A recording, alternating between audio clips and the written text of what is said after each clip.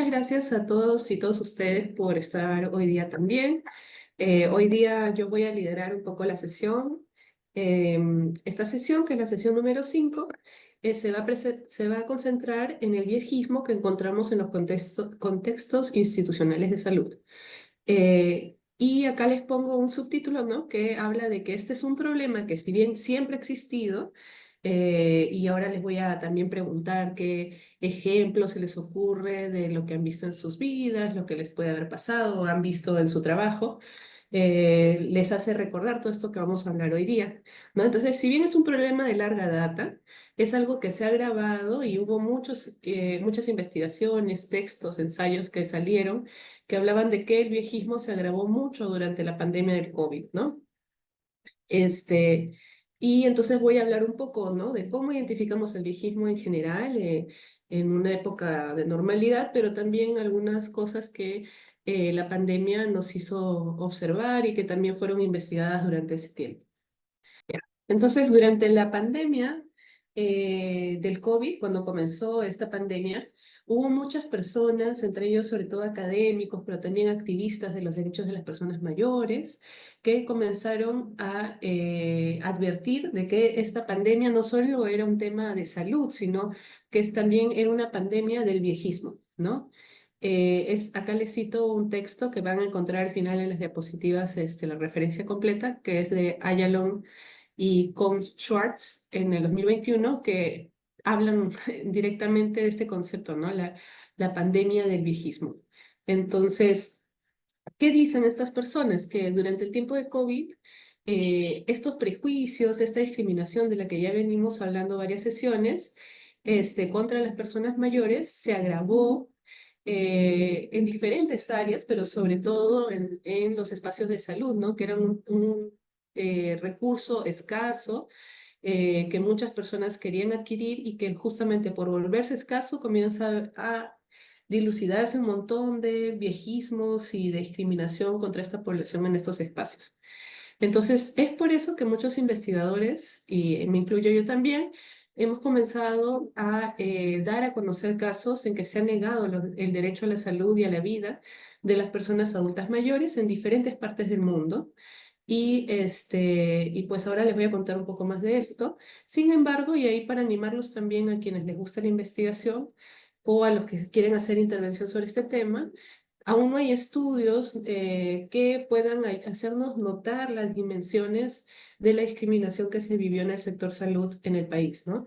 Y de hecho en América Latina existe solo una investigación más que se está haciendo en Chile, todavía no se termina, en que también se ha buscado indagar qué pasó con los pacientes adultos mayores que enfermaron de COVID, ¿no? Y conocer cuáles fueron sus experiencias con el sistema de salud.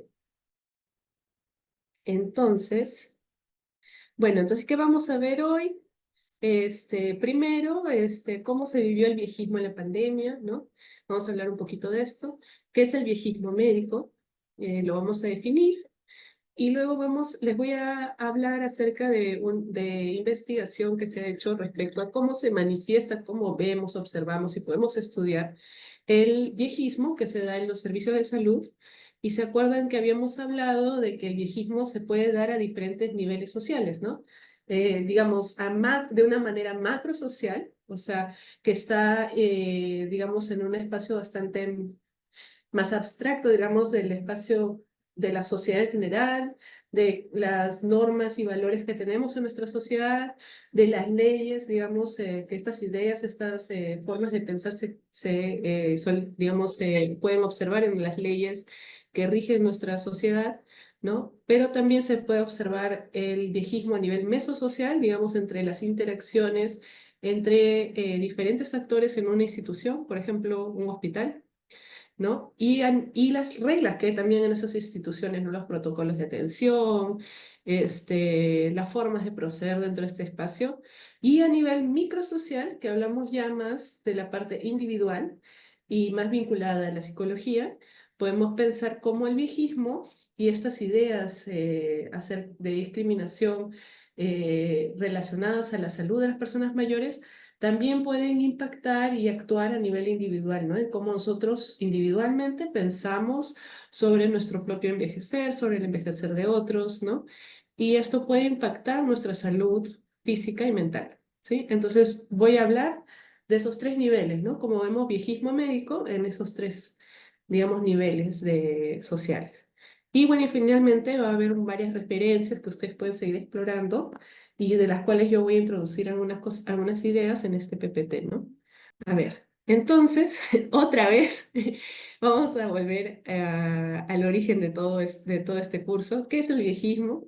Ya muy brevemente, de nuevo, para estar todos en la misma línea otra vez.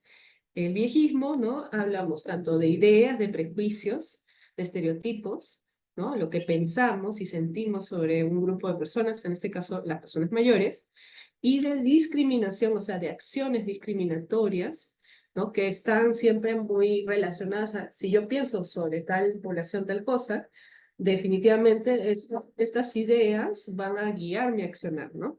Entonces cuando hablamos de viejismo, son ideas, prejuicios, ¿no? Y discriminación, acciones contra las personas adultas mayores debido a la edad que tienen, ¿sí? Entonces también decimos que es un prejuicio. Eso es asumir que toda persona mayor presentará ciertos comportamientos, apariencias y creencias que consideramos negativas debido a su edad. Por ejemplo, la pérdida de capacidades físicas y mentales, la dependencia económica, la soledad, la incapacidad de aprender y cambios negativos en su personalidad como volverse inflexibles, tener una moral anticuada y ser incapaces de tomar decisiones. Por otro lado, la discriminación, como ya hemos dicho varias veces, es tratar, ¿no? Injustamente a las personas mayores, privándoles de oportunidades, de recursos, excluyéndolas de la sociedad.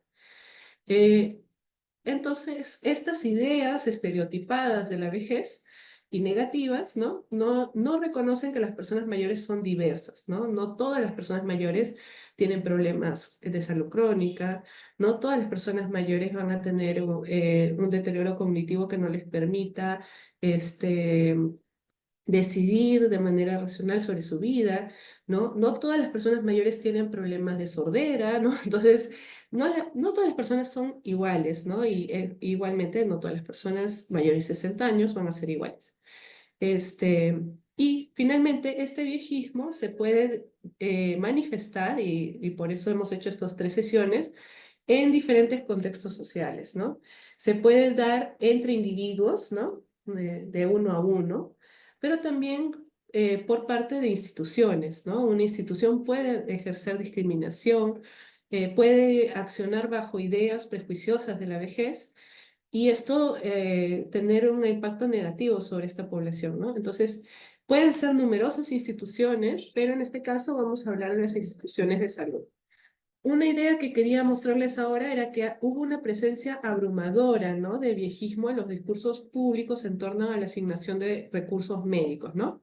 Este, entonces se han realizado muchas investigaciones sociales durante la época de la pandemia acerca de cómo actuó la prensa escrita, ¿no? Los discursos políticos y las encuestas de opinión, ¿no? Entonces, a través de analizar todo esto, comenzaron a ver qué es lo que estábamos pensando acerca de la vejez en esta época, ¿no? Estas investigaciones se han hecho en Estados Unidos, en Canadá, en Reino Unido, en Bélgica, España, Irán, pero también en América Latina, en países como Colombia, Brasil, Chile y Perú también, ¿no? Entonces, ¿qué revelaron estos estudios? Que hay una presencia de una cosa simultánea de un viejismo positivo, ¿no? ¿Te acuerdan que hablábamos que hay un viejismo que comienza a hablar acerca de ideas positivas de la vejez, pero que también pueden ser un poco estigmatizantes o homogenizantes?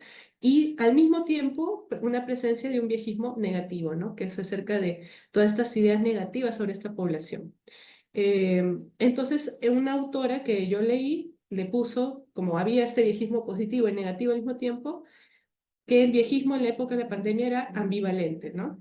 Entonces, les voy a explicar un poco qué cosas se decían de ambos lados. Entonces, por un lado, el viejismo positivo se observó cuando se hablaban de las personas adultas mayores como si fueran individuos frágiles, pasivos, vulnerables, ¿no?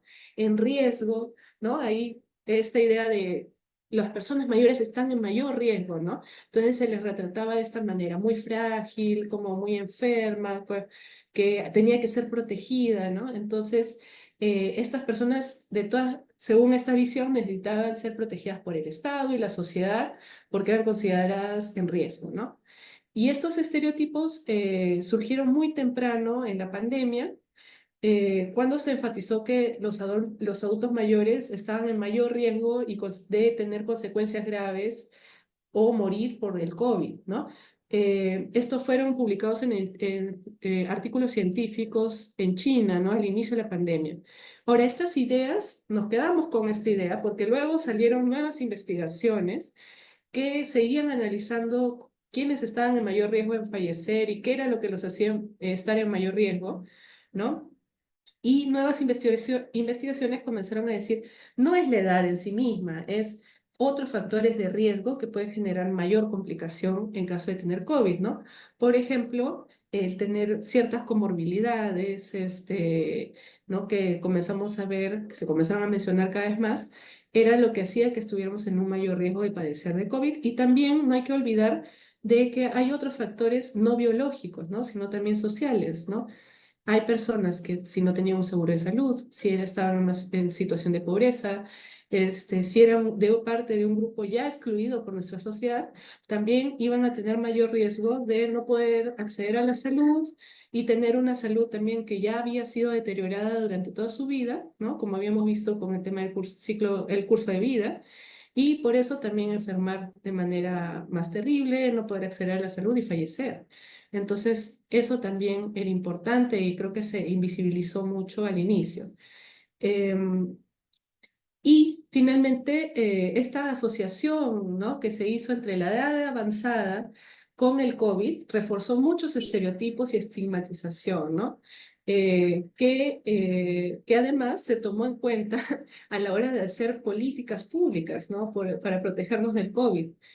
Muchas de estas políticas públicas, tratando de proteger a estos adultos mayores, a menudo comenzaron a generar exclusión, ¿no? De estas personas de los procesos de decisiones, fueron las voces de las personas mayores, por ejemplo, en la prensa, muchas veces estaban ausentes, ¿no? Se decía, abuelito, sin pensión, se queda en la calle durante el COVID, ¿no? Y todos hablaban acerca de esta persona, ¿no? Que estaban relatando como una persona súper en riesgo, ¿no? En situación de calle, pero nadie hablaba cuál era su nombre, ¿no? No le entrevistaban a él, ¿no? Entonces hay muchos también investigaciones que analizan la prensa y cómo es que la prensa habla de los adultos mayores, pero nunca los deja hablar, ¿no? Nunca son actores de la noticia, ¿no? Son sujetos pasivos. Eh, Luego, o sea, son, pues, digamos, son individuos por los que luchar, pero en lugar de con quiénes luchar, ¿no? Junto a ellos, ¿no? Por ayudar, por enfrentar esta pandemia, ¿no? Y por otro lado, vamos a hablar del viejismo negativo. Se observó cuando se etiquetaba a las personas mayores como eso que ustedes mencionaban, ¿no? Como una carga, como personas totalmente dependientes económicamente también, ¿no?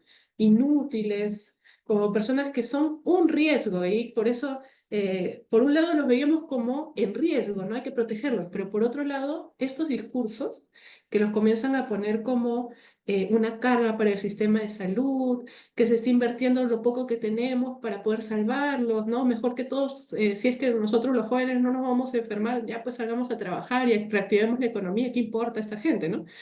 Entonces, eran un riesgo, ¿no?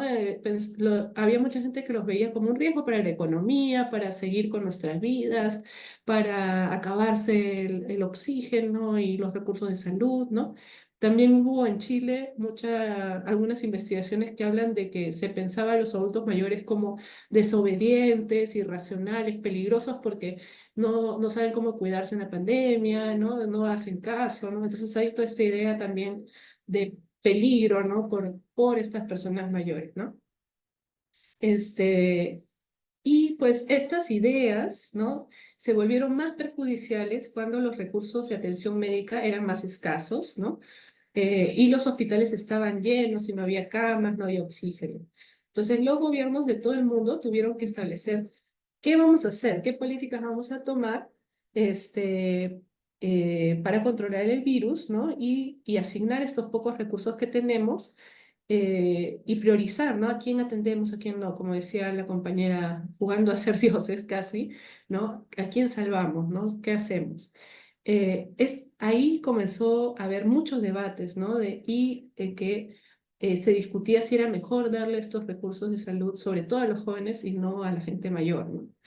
Eh, entonces, la negación del acceso al tratamiento, de las pruebas y vacunación contra el COVID para los adultos mayores fue muchas veces justificada por políticos, por organismos médicos. Por ejemplo, en Perú hubo un momento, no sé si se acuerdan, que salió el colegio médico diciendo que habíamos llegado a un momento de crisis y ya no iban a atender a personas mayores de 60 años.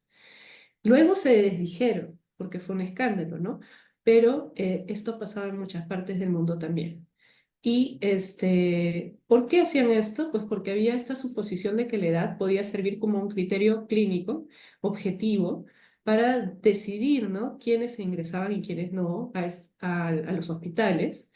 Y esto oculta, como hablábamos, justamente la diversidad que existe en la vejez, ¿no? Hay personas que pueden tener 80 años y estar súper bien de salud, haber progresado muy bien en su enfermedad, y si es que se les asignaba más recursos de salud, por ejemplo, una cama UCI, iban a sobrevivir, ¿no? Y más bien puede haber también personas de 40, 30 años que tengan un montón de comorbilidades no controladas y que no iban a sobrevivir aunque se le pusiera más oxígeno, etcétera, ¿no? Entonces, el decidir de esa manera tan tajante por edad oculta esa diversidad de casos, ¿no? Y más bien, muchas veces lo que se ha tratado de transmitir a los médicos, a los estados, es que se tiene que hacer evaluaciones médicas individuales, ¿no? O sea, para evaluar individualmente el caso de la persona y no crear estos criterios tan duros que muchas veces terminan siendo más perjudiciales, ¿no? Y discriminatorios. Además, hubo cosas que también fueron bien evidentes de viejismo en los medios de comunicación, en las redes sociales, como comentaba una de las compañeras sobre el tema de sus WhatsApps que recibía, ¿no?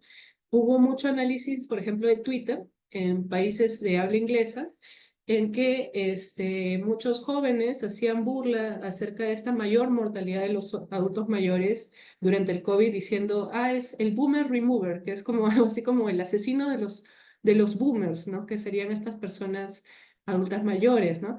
Y así le llamaban a la pandemia, ¿no? Entonces, como diciendo, como hablando de esto de una manera casi burlona, ¿no? Del tema. Em, y pues justamente, pues esto ha sido también denunciado por muchas organizaciones internacionales, que se ha negado sistemáticamente el acceso a la salud durante este tiempo, que esto viola los derechos humanos, a la vida, a la salud, y pues ha habido muchísima intervención, ¿no? De diferentes organismos y académicos, etcétera, para poder denunciar estos casos, ¿no? Eh, y bueno. Yo creo que, como les contaba, pues es un tema que podemos seguir hablando, es muy interesante, que pasó durante el COVID y también bastante alarmante porque pues estas cosas se ven no solo en la pandemia del COVID, sino son cosas que podemos también observar en distintos momentos, en distintas epidemias, ¿no? Entonces, un poco para resumir lo que les conté, ya sabemos qué es el viejismo. Hay gente que habla del viejismo médico, ¿no? Para referirse a este tema específico de hoy, que es una forma de viejismo que existe dentro de la comunidad médica en diversas especialidades de salud y de servicios, ¿no? Y perjudica la atención médica, la calidad de la atención que recibo. Por ejemplo, ya, yo puedo ingresar al hospital, ya, me dejan. Pero, ¿cuál es la calidad de atención que se me da, no? Por ejemplo, algunas personas mayores, me contaba una colega de Chile, decían que sí pudieron ingresar al hospital, pero sentían que los médicos se esforzaban menos por tratar de salvar sus vidas que en el caso de los jóvenes, ¿no? Entonces, la calidad de atención que recibían podría ser menor, podrían recibir a veces comentarios que ellos sientan o comportamientos que ellos sientan discriminatorios, ¿no? Eh, y finalmente esto impacta también en los resultados de salud de un paciente, ¿no? Por ejemplo, si yo pienso que, ¿para qué vamos a hacerle, no sé, una operación de rodilla a esta persona ya? Pues, ¿cuántos años le quedarán de vida, no? O sea, pensando, es mayor, pues está cercana a la muerte, ¿para qué vamos a hacer todo este gasto en esta operación si ya se va a morir, no sé, o si es que no tiene que trabajar? Entonces, finalmente, esta persona de repente le dan analgésicos cuando pudo haber tenido, pudo habérsele sugerido una intervención que pueda ayudar más a su calidad de vida y finalmente esto repercute en el resultado de salud de este paciente, ¿no? Que no se le dio la oportunidad de operarse y que luego pues sigue viviendo su vida con mucho dolor, con muchas dificultades para caminar, etcétera, ¿no? Entonces, a esto nos referimos. Por un lado, y voy a comenzar con la que tú decías, por un lado, podemos ver viejismo a un nivel macrosocial en el sistema de salud. Entonces, justo lo que tú decías, ¿qué pasa? En nuestro país, en Perú, pero también en muchos países que como nosotros son de ingresos medios y bajos, eh, hay una priorización de algunos temas en salud, de institución, de en qué cosas vamos a invertir más esfuerzos, recursos, ¿no? En nuestras políticas de salud. Y en nuestro país, por ejemplo, tiene que ver más con las enfermedades agudas, ¿no? Como, por ejemplo, el VIH, el dengue, ¿no? Que tenemos ahora una epidemia, otro tipo de enfermedades agudas y, por ejemplo, en poblaciones bastante jóvenes, ¿no? En la población materno-infantil, ¿no? Hay mucha más priorización de los recursos en estos temas. Pero ¿qué pasa? Cuando va envejeciendo la población, también las enfermedades que comenzamos a observar más en la población son distintas y comienza a haber una mayor carga de enfermedades crónicas, ¿no? Por ejemplo, enfermedades que no agudas son cuando una enfermedad, digamos, un resfriado es una enfermedad aguda, ¿no? Yo me resfrío, pum, tengo un pico, es que estoy muy mal y luego me recupero, ¿sí? Pero una enfermedad crónica es una enfermedad que va avanzando y que no tiene una cura, sino que podemos controlar esta enfermedad, por ejemplo, la diabetes, la presión alta, como tú mencionas, ¿no? Entonces, nuestro país y sus sistemas de salud no están preparados para atender la mayor magnitud de enfermedades crónicas que estamos comenzando a experimentar y no se ponen a pensar mucho en cómo de repente establecer estrategias que ayuden a priorizar de una manera o trabajar de una manera mejor con sus pacientes crónicos, ¿no? Entonces, muchos seguros de salud que tenemos no tienen una cobertura que cubra el costo, por ejemplo, de medicamentos que son importantes para enfermos crónicos. Y a veces estas personas tienen que pagar de su bolsillo para poder obtenerlas. O lo que tú cuentas, por ejemplo, sería mucho mejor que tuvieran una forma de renovar la medicación y hacer seguimiento a sus pacientes crónicos que tenga otro sistema de citas, ¿no? O que sea mucho más fácil establecerlas, porque son pacientes que siempre van a estar viniendo porque por el mismo tipo de enfermedad que tienen, ¿no? No es como les cuento, pues no, una enfermedad que vienes y luego te vas y ya no vienes en mucho tiempo porque ya pasó la enfermedad y se acabó, ¿no? Y te curaste. Entonces, eso, ¿no? Cómo cambiar la lógica de que es una lógica administrativa, pero también de priorización de ciertos tipos de enfermedades y poblaciones que puedan ayudar a que esto no pase, ¿no? Esto también es viejismo, ¿no? O sea, no ponernos a pensar desde la asignación de presupuesto, la forma en que está administrada el sistema de salud, ¿no? En este tipo de población y sus enfermedades. Entonces, también por eso mismo, porque no hemos priorizado desde un inicio que vamos a necesitar más especialistas que atiendan a esta población que está creciendo tanto, ¿no? No tenemos suficientes geriatras, ¿no? En el país ayer en una reunión un geriatra dijo que para los 4 millones de adultos mayores que hay en el país hay 400 o 500 geriatras, ¿no? gente especializada, médicos especializados en el trabajo con personas mayores, ¿no? Y los demás médicos no se forman en trabajar con pacientes geriátricos. Este, hacen rotaciones por el grupo para niños, hacen rotaciones para ver ginecología, hacen rotaciones y obstetricia, ¿no? Hacen rotaciones en otras áreas, pero nunca, no es obligatorio pasar por el tema de geriatría, ¿no? A pesar de que todos los médicos trabajan también con adultos mayores o los van a ver en algún momento, ¿no? Bueno, no los pediatras, pero digamos que la gran mayoría, ¿no? Entonces, esto es un vacío en su formación, en su currícula, pero también lo vemos, no hay mucha gente que decide estudiar esta especialización, ¿sí? ¿Qué más?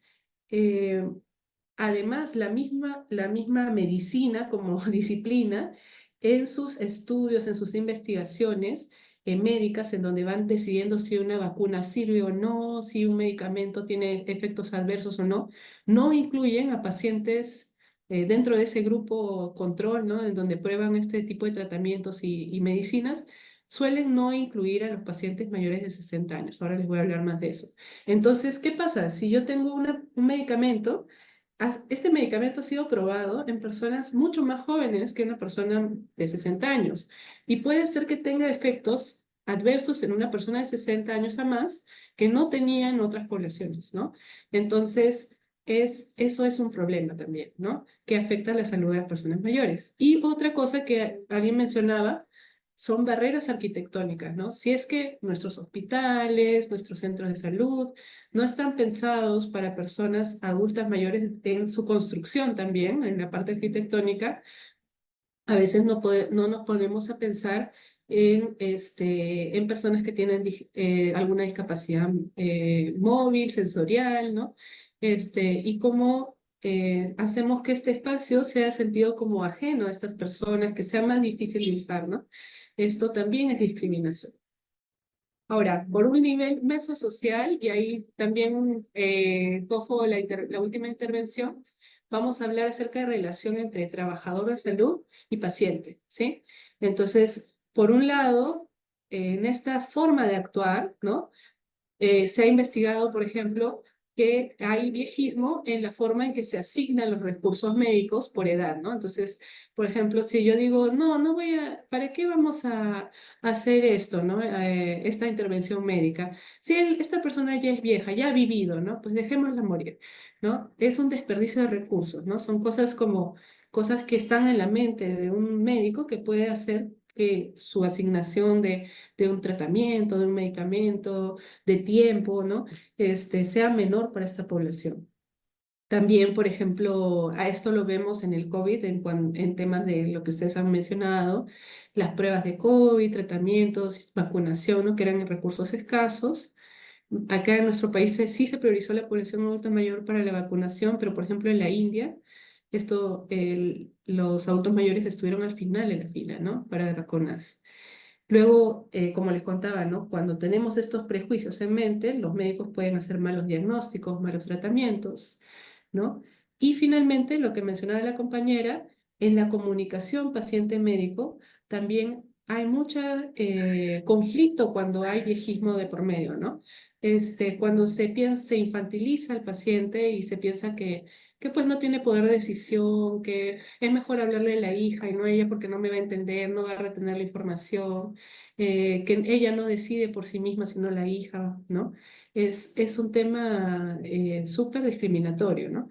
Y de abuso. A veces se decide por el adulto mayor sobre su propia vida y su salud y no se le consulta, ¿no? Eso también es viejísimo. O formas de comunicación en que se les habla como si fuera un niño pequeñito, ¿no? Ahora les voy a contar de eso que le han apodado a a esa de tema, Elder Speak, ¿no? En inglés, que es como el habla de los viejitos, ¿no? Entonces comienzan a hablarle, ¿me has entendido? Chado, ¿no? Entonces como, ay, papito, ¿no? O sea, como una forma como de acomodación de la comunicación, le dicen, ¿no? O sea, como tratar de comunicarnos con esta persona de una forma que yo pienso que me va a entender mejor, pero dentro de esta forma de hablar hay muchos prejuicios sobre la persona que está al frente, que por ser una persona mayor de 60 años, ¿no? En que se piensa que si hablo más lento me va a entender mejor, que tengo que hablar muy fuerte, que tengo que hablar con palabras muy cortas o muy fáciles, ¿no?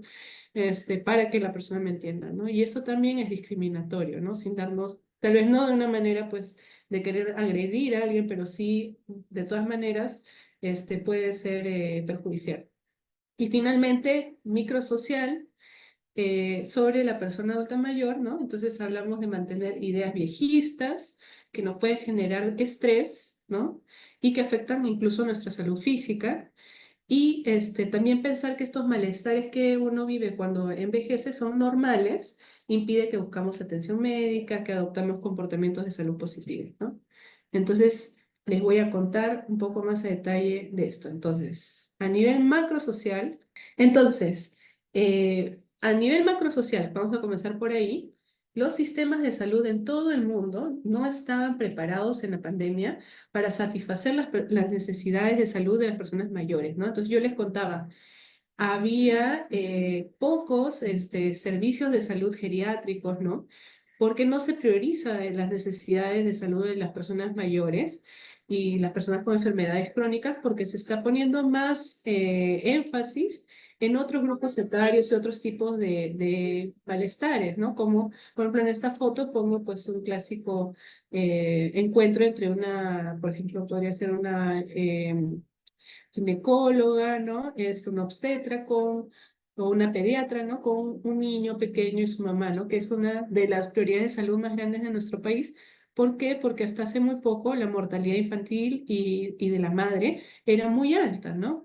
Y también había una tendencia a tener muchísimos hijos, que ahora ha cambiado bastante. Ahora tenemos una fertilidad mucho más reducida, hay mucha menor mortalidad infantil, ¿no?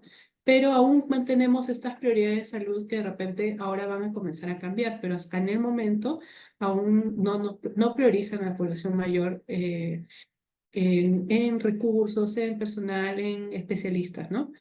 Em, y finalmente también, pues, hay una cosa que también afecta mucho la salud de las personas mayores. ¿Qué pasa? Cuando una persona es mayor, alguien lo mencionaba, generalmente uno comienza a acumular también enfermedades crónicas.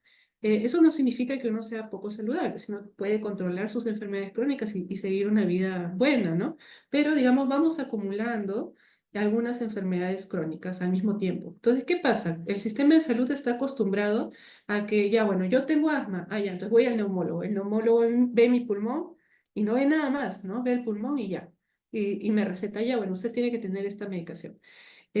Luego, pues me duele la barriga y pues tengo gastritis. Entonces voy al gastroenterólogo y él también de nuevo me hace una endoscopía, solo ve mi sistema gástrico y me dice, bueno, tienes que tomar estas pastillas, ¿no? Pues cada especialista trabaja como que en su nicho y no dialogan entre sí muchas veces. Entonces, ¿qué pasa? Que las personas mayores sufren de algo que le dicen la polifarmacia. Comienzan a llenarse de medicamentos para diferentes cosas que le ha dado cada doctor. Y lo que pasa es que muchas veces en el cuerpo de esa persona se comienzan a mezclar medicaciones, ¿no? Y esto puede generar complicaciones médicas. Este, y pues el sistema de salud funciona así de manera fragmentada, ¿no? Nos ven por pedacitos, pero en el caso de los adultos mayores es aún más importante que se vea a la persona por completo, ¿no? Como un individuo en conjunto y que las especialidades de salud trabajen en conjunto entre ellas, ¿no? Esto pues genera muchas dificultades para el tratamiento de las personas mayores y muchos impactos negativos en su salud, ¿no? Entonces, ahí de repente ustedes se le viene a la mente, no sé, yo tengo mis padres que ya están en sus 70, mi abuela que está como casi llegando a los 100, siempre tiene una caja gigante de medicamentos, ¿no? A mí a veces me da un poco de miedo porque, claro, también hay esta interacción entre medicamentos que puede ser nociva, ¿no? Eh, bueno, otro tema también macrosocial es el tema de que la edad crónica en la pandemia sobre todo, pero también en otros momentos, suele ser usada como un factor de decisión de si es que se le da ciertos recursos de salud o no en situaciones de crisis o escasez.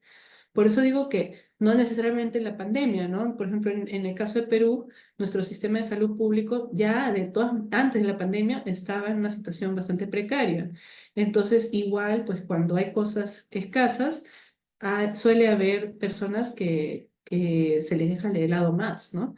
Entonces, por ejemplo, les pongo algunos datos de otros países. En Sudáfrica y en Brasil, por ejemplo, en el tiempo de pandemia, el Estado adoptó pautas de triaje, ¿no? De a quién se le iba a dar acceso a UCI y a quién no, que sí estuvieron explícitamente basados en la edad, ¿no? O sea, lo pusieron así de forma explícita.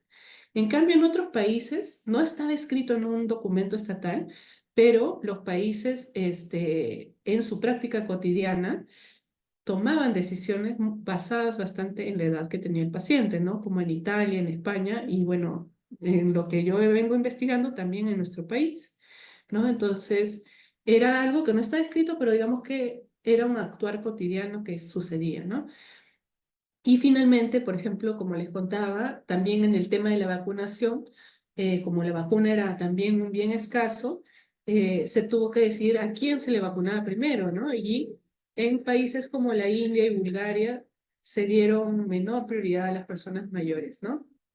Y como les decía, pues la edad sí es un criterio que puede ser tomado en cuenta en una decisión médica, pero no debería ser el único, ¿no? Este, Sí, más bien hay que tomar en cuenta pues las comorbilidades, o sea, qué enfermedades tiene esa persona, su capacidad para enfrentar la enfermedad, ¿no? Que se debe ir evaluando por el médico a través del tiempo y el beneficio que pueda tener esa intervención en salvar la vida de la persona bueno, en el caso que no sea algo mortal, en mejorar su bienestar, ¿no? Entonces, este también es un tema importante, ¿no? En el tema de salud. Sí, hay varias cosas interesantes, ¿no? O sea, que ya bueno, también del manejo de la pandemia, hubo, por lo menos en Perú, ahora lo que mencionas también creo que ha pasado en México, en Perú se cerró todo el primer nivel de atención, que es el que normalmente trata con el paciente de manera más cotidiana, y se quiso atender toda la pandemia con hospitales de alta complejidad, ¿no? Grandes, con emergencias, con UCI, con todo esto.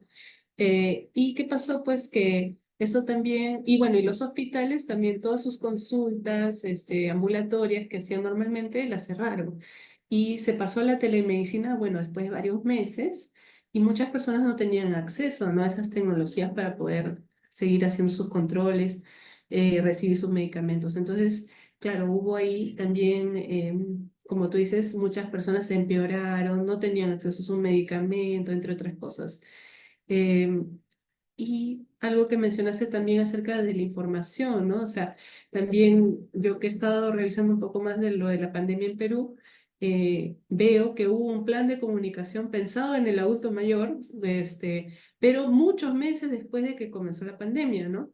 Y mucha de la información que podía ser relevante también para este grupo, pues se había pensado a través de medios de comunicación, por ejemplo, el Internet, ¿no? Que había muchas cosas que tenías que acceder a través de páginas web y eso también complicaba más el acceso a diferentes servicios de personas que tengan de repente menos manejo de la tecnología, ¿no? Luego, ya en otra época, comenzó a buscarse hacer campañas comunitarias, con megáfonos, con radio, con otras cosas que llegaron a más población. Pero sí, por ejemplo, el adulto mayor en las estrategias de comunicación de COVID fue una cosa que se pensó mucho después, muchos meses después en Perú al menos, ¿no? La ley de adulto mayor de nuestro país menciona que todos tenemos acceso a la vida, a la salud, nuestra constitución también lo dice, la Convención Interamericana de los Derechos de las Personas Adultas Mayores también habla de que, bueno, obviamente que el acceso a la salud de calidad es un derecho dentro de esta convención, pero también nos habla de que en momentos de crisis humanitaria, de salud, etcétera, se debe de buscar incluir y no discriminar a la población adulta mayor en estos espacios, ¿no? Entonces, digamos, hay legislación sobre este tema, pero a veces yo siento que aún no es un tema tan evidente de trabajo en estos espacios, ¿no? En general, el viejismo aún es un tema, un tipo de discriminación a veces no muy mapeado aún en cómo sí son, por ejemplo, el sexismo, la discriminación de género, la discriminación por raza, etnicidad, ¿no? Que tal vez aún son mucho más evidentes y hay mucho más protagonismo de repente identificación en la población y aún el viejismo no es tanto así, ¿no? Ujú, Em, bueno, entonces quería hablar de estos principios, ¿no? Hay mucha literatura acerca de estos principios éticos que a veces están detrás de estas decisiones de a quién priorizamos, ¿no? Por un lado, hay gente que aboga por el racionalismo económico. Ya, ¿qué es esto? Hay un argumento que lo van a encontrar ustedes si buscan bajo el nombre de fair innings, ¿ya? ¿Qué significa esto? Que no supe cómo traducirlo al español, pero les explico qué es. Es, es la visión de que las personas mayores ya han vivido un periodo suficiente de vida, digamos. Y por eso es justo que cuando hay una situación en que hay que decidir, se debería de brindar los recursos de salud para salvar a las personas más jóvenes, para ofrecerles la oportunidad de vivir también un periodo de años normal, ¿no? Que se establece como normal. Entonces, bajo este argumento, dicen, es más justo darle el recurso de salud al más joven porque él todavía no ha tenido la oportunidad de vivir, digamos, un periodo de vida esperable, normal para cualquier persona, ¿sí? Dentro de este mismo tipo de ideas, se piensa también que es mejor maximizar, o sea, que es mejor dar este recurso de salud a alguien más joven, porque eso maximiza el bienestar social, ¿no? De la sociedad en general y permite que se transfiera estos recursos de forma intergeneracional, ¿no? O sea, digamos que hay que priorizar a las generaciones más jóvenes, ¿no? Que van a permitir que la sociedad siga avanzando. Y finalmente, hay mucha carga de mirada de la persona mayor como una carga económica, como menos merecedoras del tratamiento, ¿no? Esa es una posición, ¿no? Cuando hay estas crisis, hay muchos argumentos vinculados a este tipo de posición. Ahora, hay otra posición que es crítica de la anterior, ¿no? Que es el enfoque equitativo. ¿Qué dice este enfoque? Que dice, bueno, que la vida de cualquier persona, ¿no? Es igual de valiosa, ¿no? Tiene valor por ser simplemente una vida humana y no es adecuado comparar por la edad, ¿no? ¿Quién merece vivir y quién no? ¿No? Este enfoque equitativo o igualitario lo que busca es abogar porque las personas sean tratadas de igual manera en función al cumplimiento de sus necesidades. O sea, todos tenemos derecho a que nuestras necesidades se cumplan y nuestros intereses y reconoce que la salud es un derecho fundamental y universal, ¿no?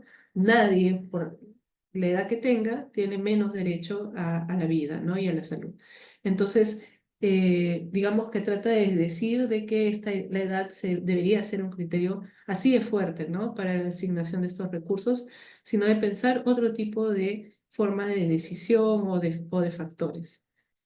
Además, como les contaba, otro tema que es importante es la exclusión de las personas mayores de las investigaciones médicas. ¿Por qué es importante? Y yo antes de ver este tema no lo había pensado tanto, pero ¿qué pasa? Cuando se prueba, por ejemplo, la vacuna del COVID o se prueba cualquier vacuna o medicamento, se comienza a pasar por una serie de periodos de prueba, ¿no? ¿Se acuerdan cuando salió la vacuna? Tenía que pasar la etapa 1, la etapa 2, en que se iba probando en animales, en un grupo de personas, en un grupo mayor de personas, ¿no? Y finalmente decían, bueno, a partir de todas estas pruebas, determinamos que esta vacuna o medicamento se puede usar en la población, que es adecuada, que no tiene tantos efectos secundarios y que es efectiva, ¿no? Y se lanza ya al mercado. Entonces, en estos ensayos clínicos muchas veces no se incluye a población mayor de 60 años. A veces, por ejemplo, algunos criterios de exclusión que marcan a muchas personas mayores de no poder participar son la edad, explícitamente. Si es que tienen una esperanza de vida menor, o sea, obviamente que han vivido más, que tienen algún estado funcional deteriorado, ¿no? Por ejemplo, la visión, la audición, el caminar, etcétera, que hayan tenido un diagnóstico de alguna enfermedad crónica o de cáncer, ¿no? Entonces, eso, digamos, hace que mucha gente mayor no pueda participar de estos ensayos y los aleja, los hace no ser partícipes de estas investigaciones, ¿no? ¿Por qué es malo esto, no? Por ejemplo, bueno, también durante el tiempo de COVID, por ejemplo, tengo un dato acá bien terrible. Por ejemplo, se excluyó a las personas mayores del 50% de ensayos clínicos para tratamientos del COVID. O sea, cuando decían qué pastillas funcionan mejor para curar el COVID o para que la persona pueda salir de la enfermedad, esa información había sido investigada con población mucho más joven, ¿no? Entonces, que puede ser que no hubiera sido adecuada para una población adulta mayor, ¿no? Y además, el 100% de los ensayos de la vacuna contra el COVID también no incluyeron personas mayores. Entonces, esto es súper terrible, ¿no? Entonces, incluso cuando los ensayos clínicos eran sobre enfermedades que suelen ser experimentadas más en su mayoría por personas mayores de 60 años, no se tomaban en cuenta pacientes mayores de 60 años, ¿no? Por ejemplo, cuando se hacían ensayos sobre diabetes, cáncer, entre otras cosas, la población con la que se probaban estos tratamientos y medicamentos no era adulta mayor. Eh, ¿Y qué pasa? Cuando tenemos medicamentos que no han sido probados en adultos mayores, las personas mayores suelen tener más efectos adversos por estos medicamentos, ¿no? Puede ser que incluso generen, digamos, algunas manifestaciones de efectos adversos que son desconocidas y no se llegan a identificar de manera adecuada por el médico, ¿no? Y pueden tener posibles efectos secundarios negativos como caídas, fracturas, deterioro cognitivo, delirio e incontinencia que por tomar una mala dosis de medicación o una medicación que no había sido probada en esta población, ¿no? Y no sé si les ha pasado, pero por ejemplo, yo en casos de mi familia, a veces veía que le ponían una medicación a un abuelo que estaba muy mal y comenzaba un episodio de delirio, como comenzaba a imaginar cosas, tenía pensamientos eh, como que no eran típicos pues de esta persona, ¿no? Que no tenía un deterioro cognitivo antes. Y todo el mundo comenzó a asumir que simplemente que de pronto le había dado una demencia y era, pero eso no es así, o sea, una persona no presenta una demencia de la nada, ¿no? Este, ¿Y qué era? Es que era un medicamento que estaba chocando con él y estaba generando este episodio de delirio, ¿no? Que el médico no había previsto, ¿no? Como les contaba también, el tema de la formación en geriatría es un tema que no está muchas veces en la currícula de los médicos, hace pues que las personas estén menos preparadas para lidiar con estos pacientes, ¿no?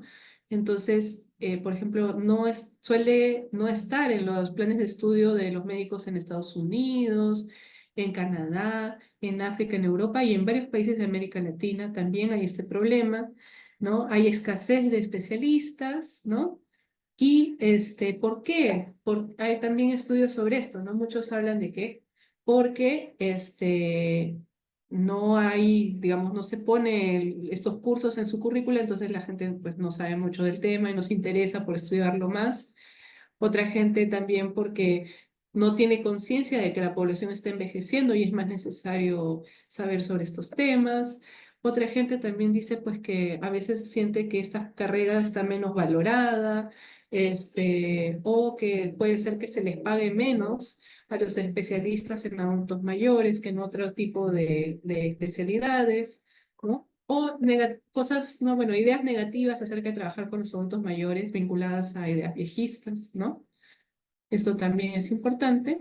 Y acá voy a pasar al tema de lo mesosocial, que tiene que ver más con las interacciones, ¿no? Las actitudes viejistas y prácticas que podemos ver en las interacciones entre paciente y médico, ¿no? Entonces, por un lado, como ustedes habían mencionado, pues algunos proveedores de salud, como cualquiera persona en nuestra sociedad, también tienen estereotipos viejistas que pueden llevar a sesgos de diagnóstico y tratamiento, ¿no? Entonces yo les ponía esto del bed blocker, ¿se acuerdan? De alguien que está bloqueando una cama como si no fuera importante este paciente, y que además como es un fastidio para las personas porque no pueden poner a alguien más ahí, ¿no? O porque se demora más en sanar. Entonces, hay mucha investigación de cómo los médicos a veces perciben a los pacientes de esta manera, ¿no? Entonces, muchas veces los médicos pueden percibir que la salud de un paciente mayor es más frágil y por eso tienen menos expectativas sobre su capacidad de recuperarse cuando se enferman, ¿no? Entonces, por eso perciben que su tratamiento es a veces un desperdicio de recursos o que ellos pueden llegar a ser una carga para el sistema de salud porque consumen mucho el sistema, pero no se sanan y no contribuyen, ¿no? O sea, podría ser el pensamiento. Entonces, hay mucha culpabilización sobre los cuerpos de los pacientes, y que es su culpa por su cuerpo, por su vejez, que estén enfermos, ¿no? Entonces, esta es una cosa recurrente y que algunos de ustedes mencionaron. Y estos sesgos, pues, impactan en cuando el doctor interroga al paciente. Como les digo, pues, si yo pienso, pues, que el dolor de articulaciones es normal en alguien mayor, pues no le pregunto muchas más cosas, ¿no? No le pregunto qué estaba haciendo, por qué es que siente este dolor, desde cuándo, etcétera, que puede llevar a que no tengamos un buen diagnóstico. También por eso, pues, no se le asigna un tratamiento médico adecuado, ¿no? Y esto puede causar que hayan enfermedades graves que no son detectadas, ¿no? Como problemas en cardiología, oncología, ¿no? Accidentes cerebrovasculares, etcétera, que no son identificados a tiempo. Y bueno, no ha habido mucha investigación sobre esto en COVID, así que igual un tema para investigar. Y otro tema de las interacciones entre médicos y pacientes es, como les contaba, de esta idea del elder speak, así le llaman, que podríamos decir el habla de ancianos o para ancianos, ¿no? Que sería una traducción al español. Entonces, ¿qué significa esto, no? Cuando un médico se relaciona con su paciente y tiene estas ideas viejistas en mente, muchas veces pueden tener tratos paternalistas o infantilizantes, ¿no? Entonces, podemos comenzar que debido a esto, comenzamos a desestimar sus quejas, sus preocupaciones y como que no las atendemos o atribuimos incorrectamente sus problemas de sus dolores a un envejecimiento natural o limitamos la participación del paciente en las discusiones, ¿no? Sobre su propia salud, ¿no? Como decía una de las compañeras, no se le hablaba a la paciente y se le preguntaba qué quería hacer, si le parecía bien este medicamento o si quería hacerse tal intervención, si no se lo hablamos a la familia, ¿no? Y no a esta persona. Entonces, estos problemas pueden resultar en que hay una ruptura de la confianza entre el médico o la enfermera o el proveedor de salud y su paciente, ¿no? Que de hecho, como tú decías, la paciente se sintió muy mal, se sintió que no le estaban viendo como una persona adulta, ¿no? Y esa sensación puede llevar a que ella ya no quiera seguir yendo a tratarse con ese doctor, que no quiera ir a ese hospital, que tenga miedo a asistir al servicio de salud, ¿no? Por sentir que de nuevo se va a sentir tan vulnerada, ¿no? Entonces, esto es súper negativo, ¿no? Entonces, esta forma de comunicación que les contaba del Elder Speak es un lenguaje con gramática simplificada, con oraciones cortas, ritmo lento, volumen alto, ¿no? Parecido a un lenguaje del cual cuando uno le habla a un niño pequeño y surge de percibir a estas personas mayores como inferiores, incompetentes, dependientes, ¿no? Acá les ponía esta imagen de esta señora que ve todas estas voces que le hablan como algo también amenazante, ¿no? Y muchos adultos mayores que cognitivamente están intactos, ¿no? Están muy bien, a menudo encuentran que esta forma de hablarles a ellos, de dirigírseles, es condescendiente y denigrante, ¿no? Incluso yo veía unos estudios que hablaban de pacientes mayores con mayor deterioro cognitivo que también comenzaban a tener episodios en que mostraban su malestar de otras maneras, ¿no? Como con gritos, con exaltamiento, ¿no? Porque esto igual, a pesar de que es pensado como algo que se piensa más agradable o de buscar ser más entendible para esta persona, puede llevar a mayor malestar del paciente, ¿no? Y a nivel microsocial, vamos a hablar de cómo el viejismo impacta en la salud mental y física del paciente, ¿sí? Ya para terminar. Entonces, el autoedadismo, o sea, el autoviejismo, ¿no? El que nosotros ejercemos sobre nosotros mismos, puede influir en el comportamiento de salud de las personas mayores, ¿no? Por ejemplo, los individuos mayores que atribuyen que el malestar que sienten se debe a que son viejos y que es normal este tipo de dolores, de aflicciones, en lugar de tener, digamos, de buscar, por ejemplo, atenderse y curarse o mejorar en algo este malestar, lo van a dar por sentado y van a tener ellos mismos pocas expectativas sobre su propia salud o sobre recibir atención en salud, ¿no? Porque dicen, bueno, no me van a atender, me van a decir que es porque ya estoy viejo y bueno, y entonces, ¿para qué voy, no?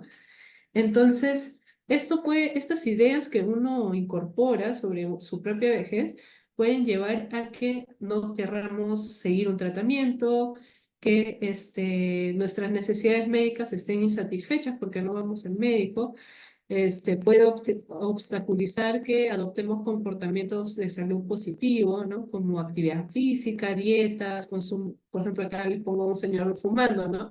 Este, digamos, hay mucha gente, no sé si lo han escuchado, pero dicen, bueno, de algo me voy a morir, ¿no? Entonces, siguen haciendo comportamientos que pueden ser negativos, pensando pues que no vale la pena, ¿no? Seguir cuidando de la salud a esta edad.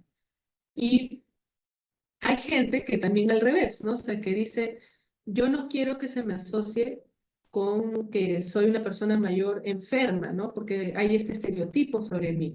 Entonces voy a negar que estoy mal, voy a negar que tengo algún tipo de enfermedad hasta ya no poder, para que la gente no me perciba de esa manera, ¿no? Entonces me acuerdo yo yendo a centros de adulto mayor, de pronto desapareció una persona que, o sea, digamos, una persona que siempre iba al centro a hacer sus talleres, nunca venía, ¿no? Entonces, ¿qué pasó? Que se había caído y tenía que usar un bastón. Y por la vergüenza de que otros la vean así, con un bastón que representa que es una persona enferma, que es justamente estas ideas de las personas viejas que no pueden por sí mismas, que tienen que usar un dispositivo como un bastón para ayudarse, ¿no? Por tratar de no ser vista de esa manera, se encerró en casa y ya no quería salir. Entonces, y esto le hizo mucho mal también a su físico, a su salud emocional, a sus relaciones con sus compañeros, ¿no? Entonces, el ocultar también estos males, pensando que que de esa manera se pueden librar de estos prejuicios viejistas, también nos hace mal a nosotros mismos, ¿no? En nuestra propia salud.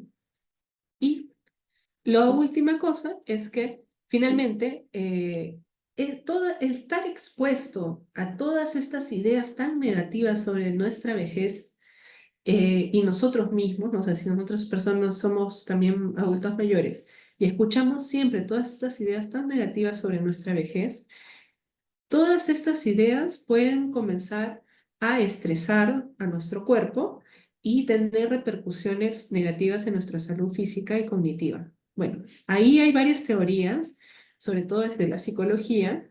Ahí les he puesto el nombre de Levy 2009, que tiene mucha investigación sobre esto, a ver qué piensan, que son unos estudios que comienzan a hacer, le dicen estudios experimentales, que tratan de ver cómo es que el ser expuesto a tantos estereotipos negativos puede generar malestar ya incluso en nuestros órganos, en nuestro físico, ¿no? Y puede llevar a generar enfermedades, ¿no? Entonces, estos estereotipos negativos sobre envejecimiento comienzan a activar nuestro sistema nervioso autónomo, sin darnos cuenta, que está asociado a las respuestas que tiene el cuerpo ante la lucha y la huida, ¿no? O sea, cuando nosotros nos estresamos, lo que le decimos a nuestro cuerpo es, sal de ahí, hay peligro, ¿no? Defiéndete. Entonces nuestro cuerpo se estresa y comenzamos a tener un mayor gasto cardíaco también, ¿no? Entonces, esta sobreproducción de hormonas del estrés, con el tiempo, o sea, si es que siempre estamos en esta situación de estrés, puede generar que nuestro cuerpo se dañe, ¿sí? Y eso aumenta la probabilidad de que tengamos una enfermedad crónica, que podamos reducir nuestro tiempo de vida, que aumentemos la posibilidad de sufrir enfermedades mentales como la depresión o la ansiedad, de enfermedades físicas y de discapacidad, y deterioro cognitivo como la pérdida de memoria, el Alzheimer, la baja calidad de vida y el bajo apoyo social, ¿no? Entonces nos aislamos porque o sea, sentimos que no queremos ser vistos de esta manera, entonces que también nos aislamos de otros, ¿no? Entonces, no solo pues estas ideas negativas sobre la vejez impactan cómo nos comportamos o cómo nos tratan otros, sino que incluso generan repercusiones en nuestros cuerpos, en nuestras mentes, como órganos, ¿no? De nuestro cuerpo, y nos enferman más. Esto también se ha visto con casos, por ejemplo, de personas que han estado constantemente expuestas, por ejemplo, al racismo, ¿no? O a la discriminación de género, ¿no? Entonces, todo eso también puede generar enfermedad, ¿no? En nuestros cuerpos. Entonces, ¿qué hacer? Creo que alguna preguntaba, pues, ¿qué hay en Perú para prevenir esto? Entonces, bueno, como les cuento, yo creo que aún es un tema no tan identificado como otros, pero si es que uno de ustedes o alguna persona que ustedes conocen sufre de situaciones de discriminación en salud, el Perú tiene espacios donde hacer estas denuncias, ¿no? Entonces, por ejemplo, un canal podría ser la Defensoría del Pueblo, que en muchos países tenían su Defensoría del Pueblo. La Defensoría del Pueblo tiene una página web, ahí le pongo, tiene un servicio para reportar casos de discriminación o algún tipo de denuncia para el sector salud a través de esta página. Además, también su salud, que es la Superintendencia Nacional de Salud del Perú, es un espacio también para poder hacer quejas, denuncias acerca de servicios de salud privado y público, ¿no? Entonces tiene una página web que se la pongo, tiene un número telefónico y también se puede ir de manera presencial, ¿no? Entonces, igual si ustedes en sus servicios, en sus trabajos o en su vida se preguntan qué va a hacer ante estos casos, pues este es un espacio adecuado, ¿no? Para hacerlo. Y bueno, acá hay un montón de referencias que quería compartir con ustedes. Voy a descargar eso y se los mando por WhatsApp si los quieren mirar, ¿no? Varias están en inglés, otras en español. Y bueno, y hasta acá llegamos hoy día con el curso. Espero que les haya gustado.